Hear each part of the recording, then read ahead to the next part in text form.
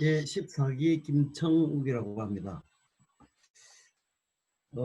저희는 하루 유통망 개선 프로젝트라고 표현을 해서 근본이 마지막 발표라 정확하게 저희 이름을 나화르 플랫폼이라고 명명을 했습니다.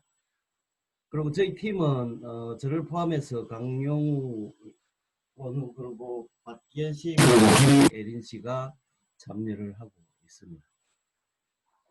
먼저 인터뷰 리뷰를 잠시 좀 해보면 저희가 처음에 제가 참고로 저는 통영 밑에 있는 작은 섬인 한산도에서 태어났습니다.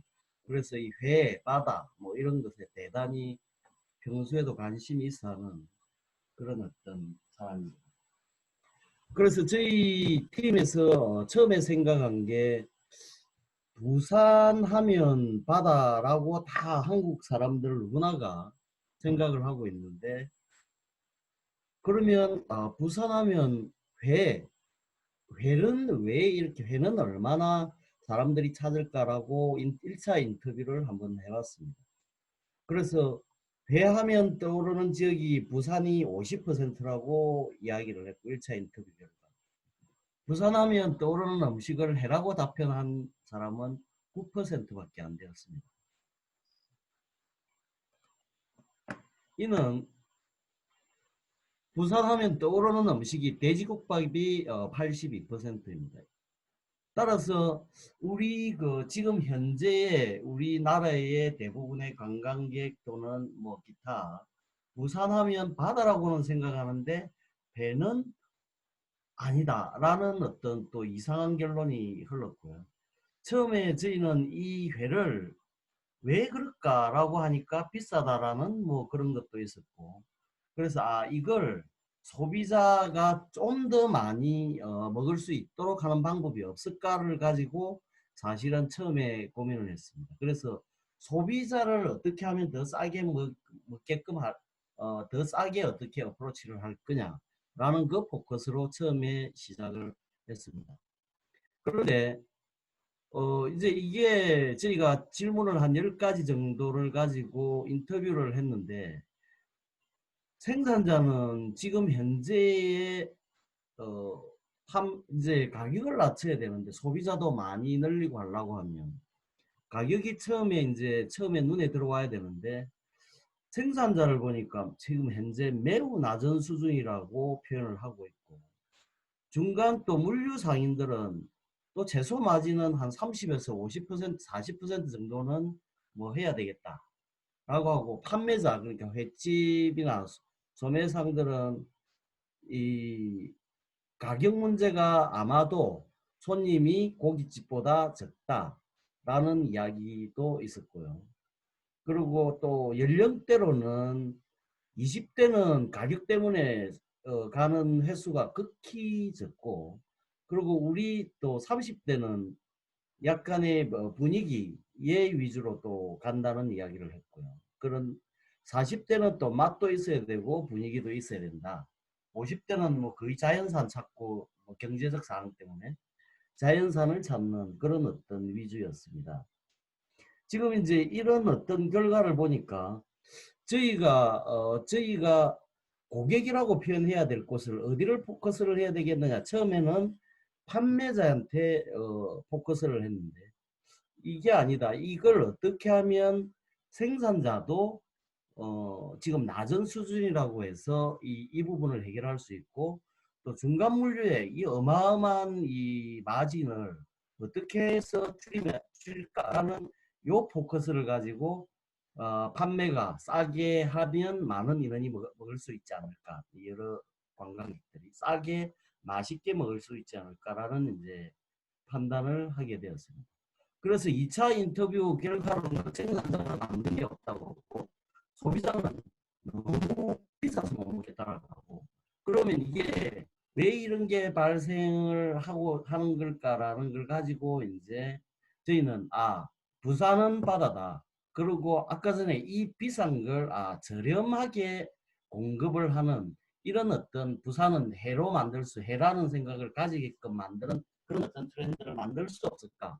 라는 이제 아이디어를 다시 좀 변환을 해서, 그래서 저희 미션은 이제 하루 유통의 혁신을 한번 가져서 많은 사람들이 저렴하게 부산에서, 또는 이 부산을 시작으로 부산에서 회를 맛있게 먹을 수 있는 바탕을 한번 마련해 보자라는 게 이제 어, 미션으로 이제 뜨게 되었습니다. 저희가 이제 그 다음은 저희가 제가 발표할 거는 그 페르소나 뭐 해서 마지막 파이낸셜 플랜까지 이렇게 발표를 할 수 있도록 하겠습니다. 저희 이제 그런 어떤 앞에 그 인터뷰의 결과에 따라서 이제 저희 페르소나를 하나를 정리를 해봤습니다. 이름은 나하르라는 할아버지가 20살부터 지금 80살까지 양식장 또는 물고기에 대해서 유통 과정에서 어, 성장을 해서 이제 대단히 높은 지위를 지금 가지고 있고, 이제 인생의 마지막에서 아들 첫째는 양식장, 둘째는 하루유통, 막내는 횟집을 이렇게 경영을 한다고 합니다. 그러면 어, 마지막 인생의 목표를, 이런 어떤 양식장도 첫째도 잘 살아야 되고 둘째도 잘 살아야 되고 셋째 횟집도 잘 살아야 된다 라는 어떤 생각을 해보니 가격을 낮춰야 된다라는 게 이제 이 저희의 페르소나입니다. 그래서 꼴은 생산자와 유통자와 소비가 모두 행복해야 된다라는 게 이제 페르소나로 제기를 했습니다. MVP를 보면 지금 합리적인 가격의 하루 유통을 추구하는 게 미션입니다. 이게 이루어지지 않으면 다른 어떠한 게 나와도 어, 이 아까 전에 이야기한 9%를 넘을 수가 없다는 생각을 가져서 그렇게 생각을 했고요. 밸류는 소비자에게는 저렴한 해외를 공급 기반을 마련해보자. 그 기반을 마련하는 게 결국은 유통의 어떤 부분을 한번 혁신을 하자라는 게 이제 내용입니다. 그래서 기본 프린시플은 화르가 어마어마한 유통의 여러 유통의 순서를 가지고 있는데, 그걸 플랫폼을 사용해서 확연히 한번 줄여보자라는 게 그거고요. 그거는 바로 생산자, 유통자, 소비자가 만족을 하는 이런 어떤 플랫폼 컨셉을 잠시만 간단하게 소개를 해보면, 저희는 국내 최초의 앱 기반 하루 유통 사업에서 부산 해운대에 본사를 둘 계획이 있고요. 전국적 범위의 지역적, 그러니까 횟집에서 나오는 소량 발주를 플랫폼에서 가공을 해서 대량 발주 시스템으로 묶어서 어, 발주를 하는 이런 어떤 시스템입니다. 현재 저희 이 플랫폼은 아마 다른 많은 플랫폼들이 한국에서 나와 있지만은 실제로는 이 플랫폼은 화르라는 이런 리스크 때문에 아직까지 이 플랫폼은 한국에서는 없습니다. 그러면 이걸 어떻게 차별화 묶음을, 그러니까 여러 지역이 여러 지역으로 산발되어 있는데 차가 어떻게 그 많은 여러 곳을 이렇게 배달을 해줄 거냐라는 이제 그게 있어서 프로그램으로 차별화를 좀 시켜야 되겠다. 동구시 순으로 이렇게 해서 배차의 묶음 단위를 만들어서 이렇게 배차가 되면 충분히 그 지역을 일일 원데이로 정리를 할 수 있지 않을까라는 이제 그런 어떤 부분도 있고요.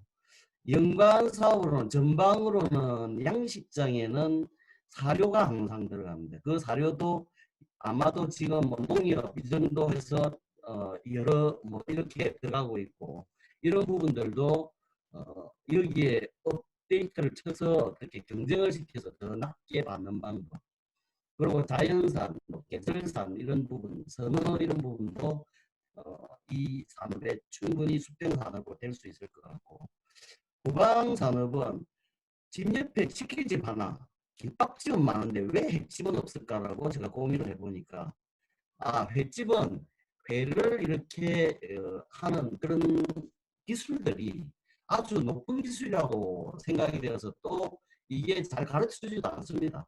그래서 이런 부분들을 차별화시켜서 프랜차이즈 교육 프랜차이즈뿐만 아니라 이 프랜차이즈를 만들기 위한 교육도 같이 수행하는 이런 후방 산업도 될 수 있을 것 같다는 생각을 해봤습니다.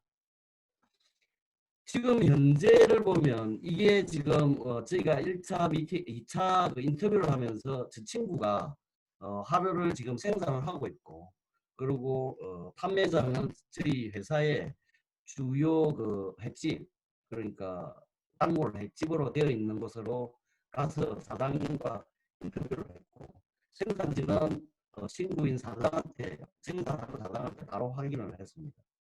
그래서 우럭이 한 8천에서 만 원 수준, 그리고 광어, 뭐 기타 등등이 이 정도 수준에서 그 화르가 판매가 됩니다.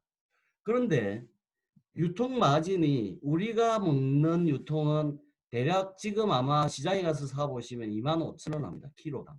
그러면 무려 250%나 이 뭔가 하여튼 뭔가에 의해서 이루어지고 있는 이런 어떤 시스템에서 저희가 마지막 단계인 판매자한테 판매를 할 게 아니기 때문에 3단계 소매 단계 또는 분산업체가 받는 그 금액을 파악을 해보니까 대략 50%에서 100% 수준 정도. 이거는 좀 큰 횟집은 좀 싸게 들어올 거고 작은 이 시장에서 판매하는 이런 분들은 또 엄청나게 좀 높게 받고 이런 어떤 형태를 가지고 있습니다.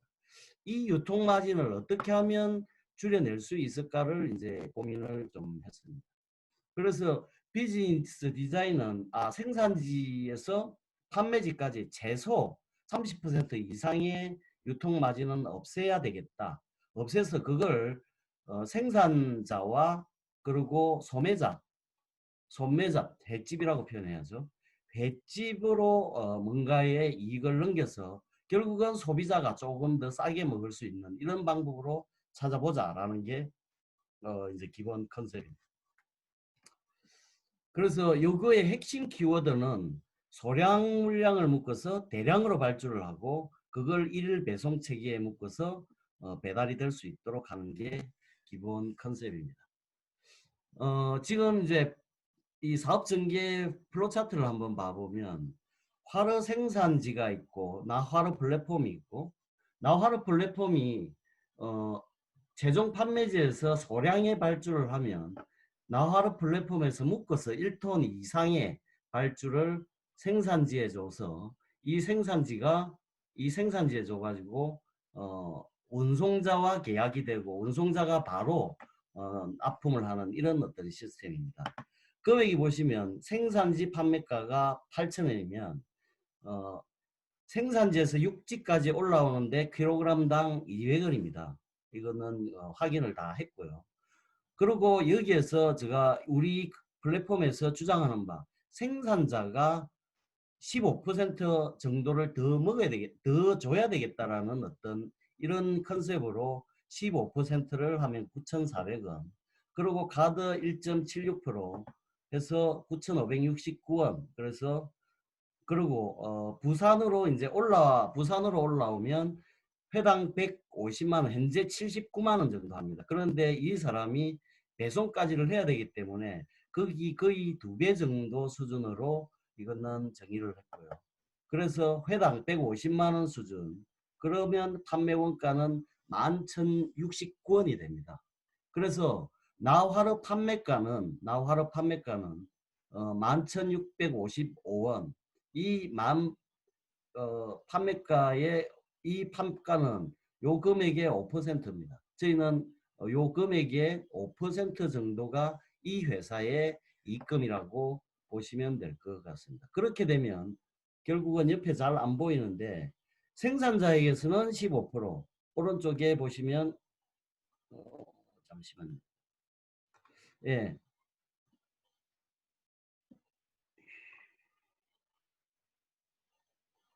예. 생산자에게는 15%의 구매 비용을 더 주고 현재 아까 저기 가는데 이건 오늘 시세입니다. 오늘 시세 14,200원인데 판매자한테는 16% 저가로 저가로 들어갈 수 있는 이런 어떤 체계로 운용을 하려고 하고 있습니다. 그래서 이걸 해당 매출으로 따져보면 5톤이 1톤 정도의 그 화로를 실을 수 있고요. 1일 1회 정도를 가면 매출은 1100만원, 이익은 58만원, 그리고 월 24회 기준으로 가면 2억 7,900만원, 연으로 가면 한 차가 33억 정도 수준을 가집니다. 그래서 이익은 1.6억 정도가 되고요. 이 기준은 한 집이 하루에 20kg 정도 수준, 20kg 정도라는 이야기는 한 10테이블 정도 받는다라는 기본 베이스를 깔고 계산을 합니다. 그래서 저희는 이 기업은 착한 기업이다라는 이걸 지금 강조를 해서 생산자와 생산자와 그리고 판매자, 최종 판매자도 양방이 다 이익을 보고, 그리고 보통 운송자 또한 지금 79만 원 하는 이 부분을 150만 원까지 이익을 늘릴 수 있도록, 그러면 여기에 종사하는 모든 사람들이 행복한 이런 어떤 컨셉으로 저희는 가치를 공유하려고 그렇게 하고 있습니다. 두 번째는 이제 마케팅 솔루션을 잠시 한번 봐보면, 우리나라 전국 도시의 주요 큰 도시에 가지고 있는 횟집의 숫자입니다. 횟집 숫자가 전국적으로 이 지금 나타낸 이 조금 큰 대도시에서만 보면 한 3만 1,000개 정도가 되고요. 양식장은 현재 2,700개가 됩니다. 그래서 저희는 부산광역시, 보시다시피 부산광역시가 3,320개로 가장 많습니다. 그래서 부산광역시를 시작으로 전국으로 확대해 나가고, 이번 이 그 파이낸셜 플랜은 5개 시만 그 시를 위주로 해서 먼저 시작을 하려고 1차 5개 시를 가지고 표본을 삼아서 계획을 했습니다.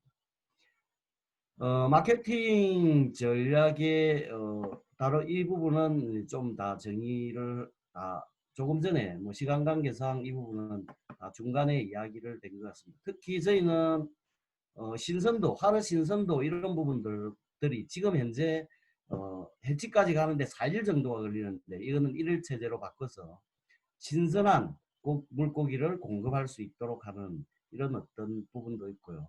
하나는 데이터베이스를 쌓아서 이 데이터베이스를 이용해서 어장관리 시스템, 이 시간에 어느 지역에 어느 계절에 어느 정도의 그 물고기 종류가 판매된다라는 걸 우리 여기에 가입되어 있는 생산지에 또 그런 정보를 줘서 수급을 하고 또 판매를 하는데 도움이 될 수 있도록 하는 이런 시스템도 좀 정보를 좀 넘겨줘야 되는 이런 어떤 것도 하려고 계획을 해봤습니다. 국내 하루 전통시장이 약 1.5조 원 정도 됩니다. 유통 단계가 현재 한 3단계, 운송 단계가 3단계에서 한 6단계 정도를 거칩니다.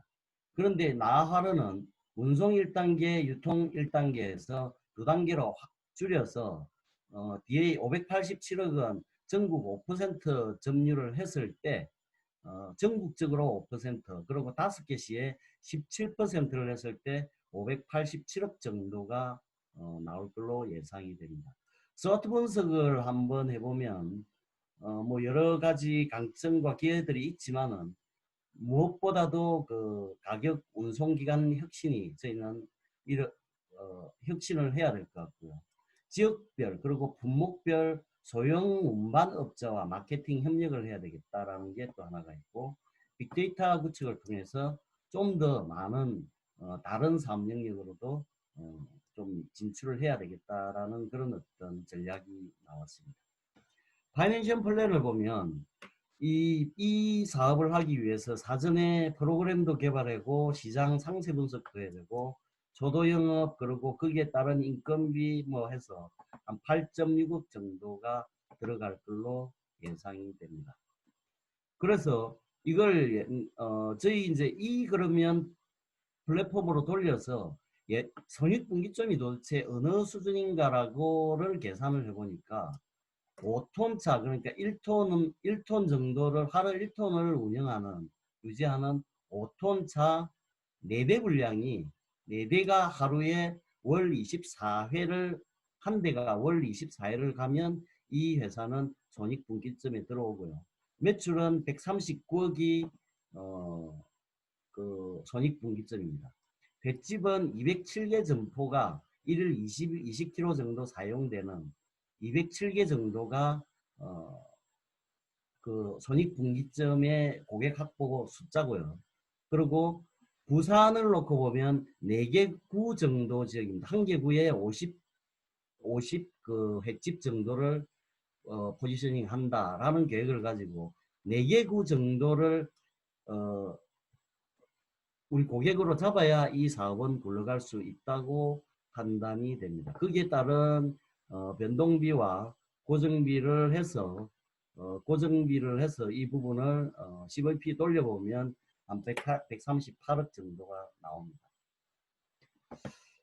파이낸셜 부분에 이제 그 포지티브 케이스를 보면 저희 이 포지티브 케이스를 보면 5대 강력시에 5대시에 1750개의 17% 정도입니다. 이게 1750개 정도의 5대 강력시의 17% 정도 그리고 1750개 정도를 가지면 이 플랫폼은 영업이익은 2023년부터 일어나고 상반기부터 일어나고 손익분기점은 2023년 하반기부터 일어납니다.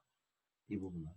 그리고 네거티브 시나리오를 좀 보면 플랫폼 홍보도 실패되고 사용자 유치도 실적이 저조하면 2024년도부터 상반기에 영업이익은 발생되지만 그 영업이익 금액이 너무나 미비해서 손익분기는 2026년 하반기까지 가야지 이게 되는 사업으로 이는 실패되는 이런 어떤 사업으로 될 것 같습니다. 그래서 내추럴 플래너 시나리오를 잠시 보면 대략 한 1250개 정도 한 12% 7대 광역도시의 한 12% 정도 수준만 올라와 주면 이 회사는 22년 하반기에 영업이익은 나기 시작하고 손익분기점은 2024년 상반기에 그 손익분기가 일어나지 않을까. 그래서 투자비와 그리고 매년 일어나는 운영 경비를 합해서 그 금액이 몽땅 빠져나오는 게 한 2024년 상반기 정도가 될 것으로 예측이 되었습니다. 감사합니다. 이상 발표를 마칠 수 있도록 하겠습니다. 갑자기 한 주만에 너무너무 많은 걸 해주셨네요. 이게 네. 그러면 이 마지막에 발표하신 부산은 화로다 이 팀에 대해서 일단 코멘트를 한번 해주시면 좋을 것 같습니다. 일단 조상재 선생님 굉장히 열심히 들으시던데 하고 싶은 말씀이 있으실 것 같아요. 정말 열심히 들으셨어요. 조상재 선생님. 제가 들으면서 약간 딴 생각을 했는데요. 네. 유통망을 어쨌든 여러 개 단계에서 이제 한 단계를 줄이게 되면 또 그렇게 유통을 하시는 분들이 많은 실적을 또 하실 텐데, 네, 그런 분들 또 실버 코리아가 아니라 했죠. 네, 비바 청춘, 네, 비바 청춘에 좀 이렇게 회원으로 가입시켜서 좀 이렇게 생각도 좀 해봤고요. 그리고 아까 들으면서 했던 유통 중에 하루 유통이 가장 그 난이도가 높고 이제 기술력이 이제 필요하다고 지금 말씀하셨고 저도 그렇게 이해를 하고 있는데 만약 이렇게 해가지고 화로를 유통할 정도의 어떠한 기반이 잡히게 되면 화로뿐만 아니라 다른 뭐 야채나 채소나 아니면 과일이나 이런 것들도 유통할 수 있는 그런 그 활용도가 굉장히 높겠다 그런 생각을 좀 해봤고요. 그리고 이게 또 어떻게 보면 또 이거를 쉽게 모방해가지고 경쟁자들이 쉽게 또 진입 가능한 그런 시장이 될 수 있겠다 좀 생각해 봤거든요. 그래서 그걸 또 어떻게 또 차별을 해야 될 것인가 이런 것들을 한번 생각을 해봐야 되지 않을까라는 네, 생각을 해봤습니다. 네. 그 부분은 이제 저도 고민을 진짜 많이 해요. 플랫폼 사업이 오토 뭐 해서 오토 플랫폼 뭐 이런 어떤 단어에서 가장 고민되는 게 이제 모방인데 이 모방은 아무래도 그 우리 카카오톡 여러 가지 톡을 다 만들 수 있고 카카오뱅크나 뭐 여러 가지 뱅크 이런 플랫폼들을 만들 수 있는데 결국은 누가 먼저 진입을 해서 시장을 장악하느냐 이게 메이저 핵심인 것 같습니다. 그래서 이 부분은 아직까지 어느 누구도 여기에 들어가 있는 플랫폼이 없기 때문에 신속하게 들어가서 빠른 빠른 그 고객 확보를 먼저 차지하는 게 이거는 1순위 아닐까. 이 프로그램이나 이런 부분은 누구나가 쉽게 따라갈 수 있는 이런 내용인데 먼저 진입을 하고 거기에 대한 노하우와 그리고 이런 부분들을 먼저 취득하는 게 이 사업의 핵심이 아닐까 그렇게 판단이 됩니다. 허선아 선생님은 어떠신 것 같아요? 네, 디테일하게 너무 잘 짜주셔가지고 사업을 하셔도 될 것 같은데요. 제가 이 인터넷으로 잠깐 그 유통망이 어떤지 잠깐 찾아봤거든요. 근데 통영 합동화로 창고라는 것도 엄청 잘 돼 있네요. 뭐 예. 수족관, 모스, 그다음에 하로가 어떻게 뭐 되고, 그다음에 어떤 식으로 잡고, 그다음에 상차하는 것까지 시스템 것까지 너무 잘 돼 있고 전국으로 각지로 다 간다고 이렇게 시스템화 되어 있습니다. 근데 그 많은 이게 또 한두 개가 아니고 이런 업체들이 많을 거라는 거죠. 그러면 이 많은 업체들 중에서 어떻게 그 시장을 그 경쟁을 뚫고 들어가서 그 마켓을 차지할 것인가, 그것도 좀 관건인 것 같고요. 그래서 또 플랫폼도 마찬가지입니다. 플랫폼이란 건 그걸 이제 쓰는 유저들이 많아야 되는데 그런 유저들을 어떻게 끌어들일 것인가, 마케팅 전략 뭐 그런 것만 잘 하신다면 세부 계획을 너무 잘 짜셔가지고 지금 당장 하셔도 될 것 같습니다. 이상입니다. 네. 그러면 김혜정 선생님. 일단 비챔 마켓을 부산이라고 딱 지정을 하셔가지고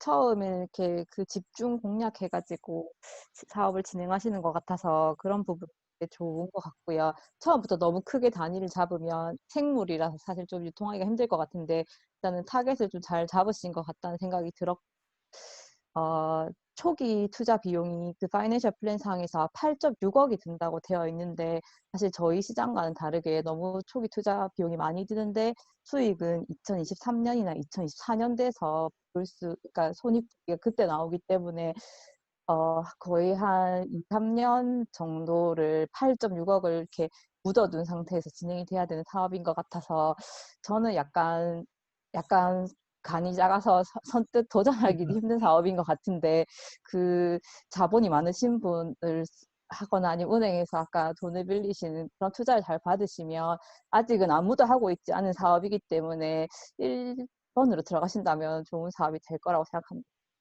그러면 그 8.6억을 그 초기 투자 비용을 낮추는 방법을 좀 생각하는 게 어떻게 보면 지금부터 해야 되는 어떤 숙제일 수도 있겠네요. 이게 지금 왜냐하면 차라든지 어떤 유통망을 구축한다든지 뭐 그런 부분에서 돈이 많이 든다는 거잖아요. 그죠? 제일 저희 많이 드는 게 이 프로그램인 것 같습니다. 프로그램이 일반 저 주위에 아는 이제 그 프로그래머를 놓고 대충 이렇게 확실히 견적을 받거나 이렇게는 안 했는데 어느 정도 들겠느냐라고 이렇게 해보니 네. 생각보다 많이 들더라고요. 시스템 구축에 그 돈이 많이 들 거라는 그 시스템 구축에서 얼마를 생각하신대요? 시스템 구축이 아까 전에 보시면 저기 정 박사님 여기 시스템 구축의 그 가격 한번 봐주세요. 자, 이 시스템 구축의 전문가신 정 박사님. 프로그램만 개발을 하는데 대략 한 2억 정도가 들어가요. 자, 이 현실적인 가격에 대해서 네네네. 그 김혜정 선생님.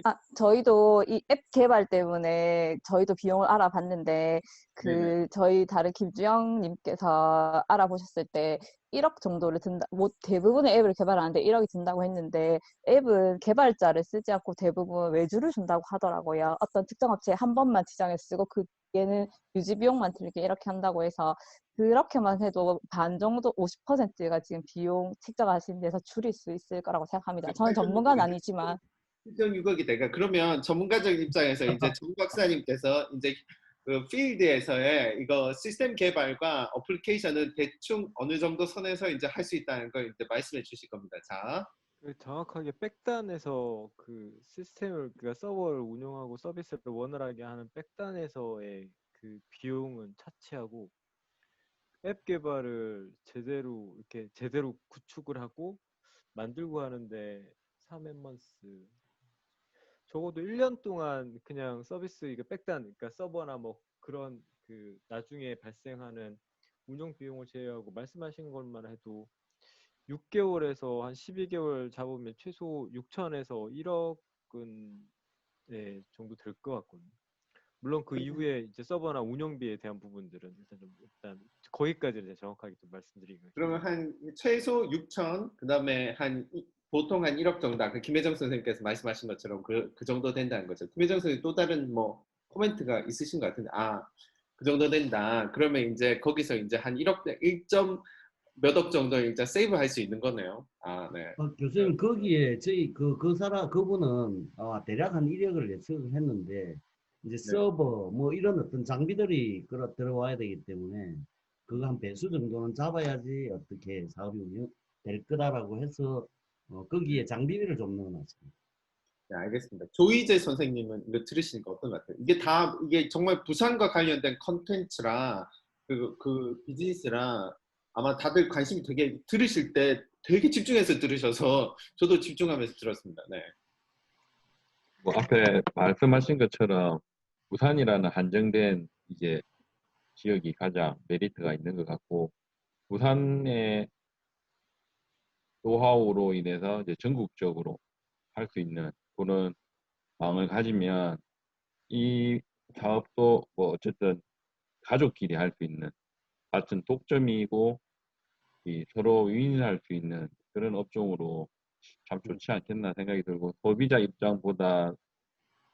입장도 좋겠지만은 그런 유통망을 이제 초기에 함으로 인해서 독점을 할 수 있는 그래서 사업화를 함으로 큰 이제 매출이나 이런 게 오를 수 있지 않겠나라고 생각이 듭니다. 그러니까 이 비즈니스 부산에서 해야 되는 비즈니스라는 거죠. 예를 들어서 포항이나 부산이나 이런 데서 시작을 해서 부산으로 이렇게 하는 비즈니스가 아니라 부산에서 누군가는 해야지 되는 비즈니스다라는 생각을 지금 하고 계신 거죠. 네. 그죠? 좋습니다. 부산에서 해야 된답니다. 김지영 선생님 이거 어떻게 들으셨어요? 예. 저는 뭐 사업 지금 바로 시작해도 될 것 같은 느낌이 들었는데 이걸 어떻게 이렇게 시장 조사를 많이 하고 어떻게 이렇게 분석적으로 잘 만들었는지 이게 지난주에는 이런 내용이 없었어요. 예. 예, 그러니까 이게 이제 실무적으로 사업 계획을 엄청 만들어 보지 않은 사람이 이렇게 뭐 만들 수 일주일 만에 정말 대단하다 그런 생각이 들었었고 저도 깜짝 놀랐어요. 그다음에, 하다 보고. 비즈니스적으로는 좀 뭐 상재님 이야기한 거하고 저는 좀 비슷하다고 생각을 하고요. 일단 뭐 진입 장벽이 낮기 때문에 이게 결국 이제 나눠먹기 시장이 될 거고 그렇게 되면 조금 이제 화력뿐만이 아니고 다른 것도 같이 붙여서 해보면 그래서 좀 파일을 키워 나가면 좋지 않을까라고 좀 생각을 했었고요. 그다음에 그 서버 그 장비 비용 말씀하시는데 저희는 그 서버를 별도로 구축을 안 하거든요. 클라우드 서비스를 쓰게 될 거고 저희 같은 경우는 유저 수가 굉장히 많아지기 때문에 그 클라우드 서비스를 하면 저희는 그 매출의 10%를 잡아서 들어갔거든요. 그래서 트래픽이 굉장히 또 많아질 수가 있어서 근데 이제 지금 나르 같은 경우는 그 횟집을 상대로 하기 때문에 트래픽이 얼마 안 돼서 거의 뭐 클라우드 서비스를 공짜로 쓸 수도 있지 않을까 그 정도 수준일 것 같거든요. 그렇게 되면 뭐 별도 장비 없이 앱 개발 같은 경우도 저희도 간단한 거를 저희 회사에서 개발해봤는데 한 5천만 원 정도 들더라고요. 그래서 그 정도 하려면 한 1억 정도 들면 된다고 이제 저희도 보고 있었고요. 그래서 뭐 초기 투자 비용이 생각하는 것보다 좀 많이 줄어들 수도 있겠다. 그런 생각은 했습니다. 정성호 박사님, 그, 네, 말씀하세요. 여기 개발 관련된 업체를 하나 좀 몇 개 소개를 좀 시켜주시면 감사하겠습니다. 아, 근데 그 만약에 그 개발하시면 제가 생각할 때는 부산 쪽에 업체를 끼셔야지 좋으실 것 같거든요. 근데 예. 제가 부산 쪽에는 제가 아는 데가 없어가지고 아마 그 지역 쪽에 분명히 그 업체가 있을 거고 그 업체를 끼고 계속 확인을 하시면서 이제 논의하시면서 하셔야 되는 부분이 좀 이렇게 어디 서울에 잘한다 뭐 이거보다는 훨씬 더 장점이 더 많으실 것 같습니다. 예, 잘 알겠습니다. 정재훈 선생님께서 이 말씀을 다 들으시고 나서 일단 이제 투자라는 개념에서 그 금융 쪽에 계시니까 이거는 되는 비즈니스다, 안 되는 비즈니스다라는 판단을 하실 거 아니에요. 어떻게 생각하세요?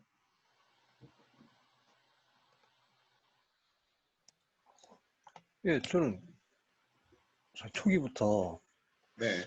진짜로 이분들이 사업을 하시려고 하는구나 생각을 했고요. 됐습니다. 그랬고 사실 뭐 이 정도면 어느 은행에 뭐 어느 심사에게라도 혹하지 않겠습니까? 이제 다만 이제 다른 분도 말씀하셨는데 이게 이제 다시 이제 리턴이 돌아오려면 시간이 좀 오래 걸려요. 그때 어떻게 버틸 건지 그러니까 사전에 충분한 자금을 확보하고 갈 것인지 아니면 리턴되는 시기를 좀 더 땡길 방법을 찾을 수 있을 건지 그러니까 3년 정도 시간 안에 뱅크러트 없이 갈 수 있기 위해서 어떻게 이제 자금을 확보할 건지 그런 부분에 대한 고민이 좀 더 있었으면 좋겠습니다. 예, 그래서 정부장님이 필요합니다. 네. 한효주 교수님은 어떤 코멘트나 어떤 질문이나 있으세요? 한효주 교수님. 저 되게 재미나게 열심히 들었는데 정말 사업을 하시려고 작정하고 덤벼드시고 한 프로젝트가 아닌가 싶은 만큼 상세하게 너무 잘하셨고 안 그래도 회가 너무 먹고 싶어가지고 한국 횟집이 또 그립고 근데 저는 코멘트는 없습니다. 여러분들이 너무 잘하셔가지고 예, 코멘트 없고 정말 재미나게 잘 들었습니다. 그러면 끝으로 홍태호 교수님, 이게 수업이 하나 있어요, 박사님. 제가 네. 생각한 게 인천하고 이제 서울광역시가 들어갔는데 그 부산에서 그 유통비가 지금 뭐 17%인가 그렇더라고요. 근데 인천을 넣는 것보다 인천은 자가로 해결이 되니까 인천보다는 광역시 말고 부산에서 가까운 다른 소도시를 많이 넣는 거 생각을 안 해보셨는지 이유가 있으셨을 것 같아요. 그 먼 인천을 넣은 이유가 네, 그 부분을 제가 좀 말씀드리겠습니다. 사실은 저 사업 계획서에 보면 인천이 제일 마지막에 있습니다. 5개 시 중에. 왜냐하면 인천이 바닷가 거기에서 어디 이름이 뭐였더라?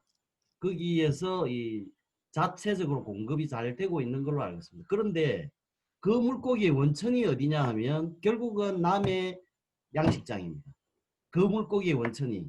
그렇기 때문에 그네들 또한 그 물류비를 중간에서 폭을 안고 소비자한테 팔고 있습니다. 우리 부산에서는 여기 판매가가 한 2만 원에서 2만 5천 원 하면 되는데 서울, 인천은 더 비쌉니다. 왜냐하면 거리를 더 가지고 또 거기에서 몇 번의 또 물류가 운송이 일어나기 때문에 작은 차까지 물류가 일어나기 때문에 거의 3만 원 가까이 그렇게 하고 있습니다. 부산에서 인천 바닷가에서 고기 안 잡아요? 인천은 예? 고기 안 잡습니까? 인천은 양식이니까 이거 일단은 양식. 오케이 다 하니까 예. 그냥 양식이 거의 남해안이거든요. 남해안하고 제주입니다. 네, 그러면 끝으로 제가 이거 수업을 하면서 지금 5주째인데 계속 10시를 꽉 채워가지고 너무너무 죄송한데 지금 하우소나 선생님은 항상 그 되게 위험한데 가셔야 돼서 너무 죄송하고 그래도 이게 오늘 끝입니다. 5번째 수업 중. 오늘은 좀 일찍 마치려고 했는데 그게 안 되네요. 그럼 끝으로 홍태호 교수님께서 코멘트 한번 하시고 그 다음에 저는 이것으로 이 5주 동안의 수업을 마치도록 하겠습니다.